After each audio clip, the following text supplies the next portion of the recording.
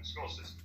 If we're going with Massachusetts public school system or Florida's public school system, which tends to rank very high in the nation, well then, no, they're not going to match up and do well against that. But if you're going to put somewhere like, I don't know, Washington, Seattle area, or maybe Dakotas, or maybe Mississippi, well, yeah, they're going to do really well because guess what? Those public school systems, not so great. So, I mean, again, it's cherry picking what narrative. I think they're both bad, but and you can kind of find a better way to go about it. Oh, poor girl, you're almost dying. But I mean, at the end of this, you really have to look on a broad nuance. Saying charter schools are just automatically better is absurd. It's like saying, the Army is actually like good.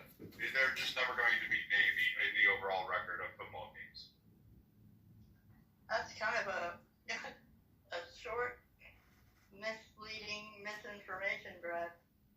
I don't know. Statistically, I looked it up while we were having this conversation, and it says that in general, only about 36% of charter schools actually perform better than their public school counterparts. About 47 of them perform equally, and about 17% of them perform worse.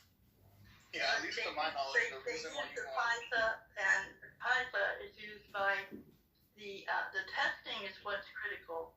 And when you say, okay, here's a check-in going up the hill, rather than measuring all the angles and et cetera, they test like that. So the public schools water down their tests.